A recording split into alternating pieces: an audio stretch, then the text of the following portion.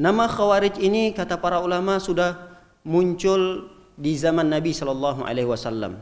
Di antara buktinya adalah Rasulullah Shallallahu Alaihi Wasallam menjelaskan bahwasanya orang-orang Khawarij adalah anjing-anjingnya neraka. Ini bahasa hadisnya. Jadi bukan bahasa yang dibuat oleh para ulama atau para ustadz-ustadz.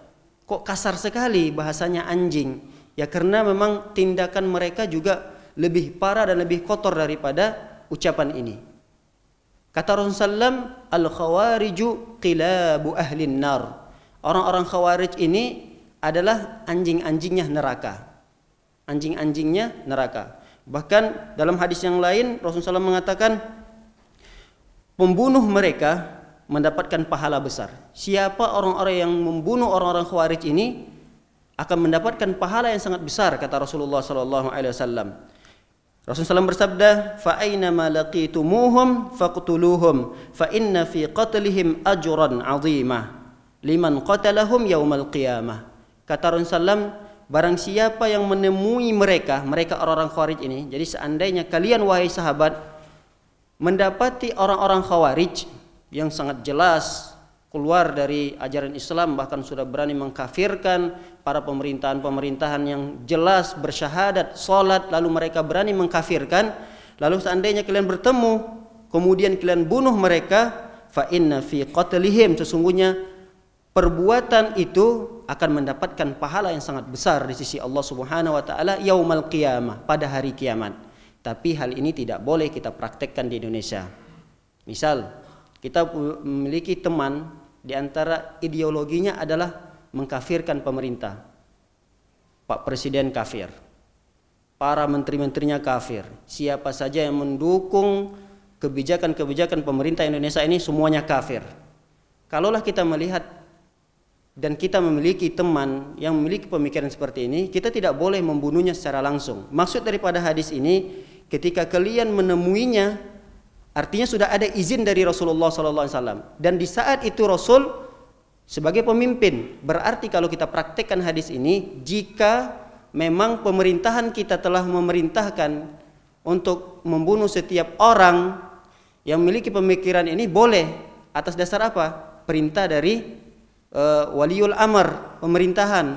Tapi dalam pemerintahan kita tidak boleh membunuh siapapun warga negara yang ada di Indonesia ini, kecuali itu berhak yang melakukannya adalah pemerintahan-pemerintahan resmi. Nah, kita tidak boleh langsung mengamalkan hadis ini tanpa harus memahami lebih dalam. Para hadirin yang dimuliakan oleh Allah Subhanahu wa taala. Kenapa sampai begitunya Rasulullah SAW memerintahkan para sahabatnya untuk membunuh orang-orang yang memiliki pemikiran-pemikiran Khawarij ini? Karena memang pemikiran mereka ini sangat merusak. Bukan hanya pemikirannya, jadi buah dari pemikiran ini akan merusak tatanan bumi, akan merusak makhluk-makhluk Allah Subhanahu wa taala. Jangankan orang-orang yang memiliki pemikiran Khawarij, orang-orang yang melakukan perbuatan quta'ut thariq. Quta'ut thariq itu kalau kita terjemahkan ya sekarang begal. Begal di dalam Islam dijelaskan tata cara hukuman bagi orang-orang yang melakukan begal. Jadi ada orang yang melakukan pencurian-pencurian, perampokan-perampokan di tengah jalan, itu disebut dengan quta'ut thariq dalam bahasa fikihnya. Kata Allah Subhanahu wa taala, orang-orang yang merampok di tengah jalan, ini hanya sekedar merampok ya. Beda lagi dengan merampok hartanya kemudian membunuh si pemilik harta. Ini beda lagi hukumannya. Ini sekedar merampok saja. Kata Allah Subhanahu wa taala dalam surah Al-Maidah, innama jazaa'ul ladzina yuharibuna Allah wa rasulahu wa yas'auna fil ardi fasada. Sesungguhnya balasan orang-orang yang memerangi Allah dan Rasulnya dan membuat kerusakan di muka bumi. Karena begal ini adalah salah satu perbuatan yang merusak di muka bumi. Kata Allah Subhanahu wa taala, an yuqattalu. Orang yang melakukan perbuatan ini harus dibunuh. Kalaulah tidak dibunuh, kata Allah Subhanahu wa taala, au yusallabu. Kalau tidak dibunuh, hukumannya adalah disalib. Orang ini disalib. Kalaulah tidak disalib, ada alternatif yang ketiga, au tuqatta'a aydihim wa arjuluhum min khilaf, atau dipotong kaki dan tangannya secara khilaf. Khilaf itu secara berbedahan. Kalau tangan kanannya yang dipotong berarti kaki kirinya yang dipotong. Ini hukuman bagi begal.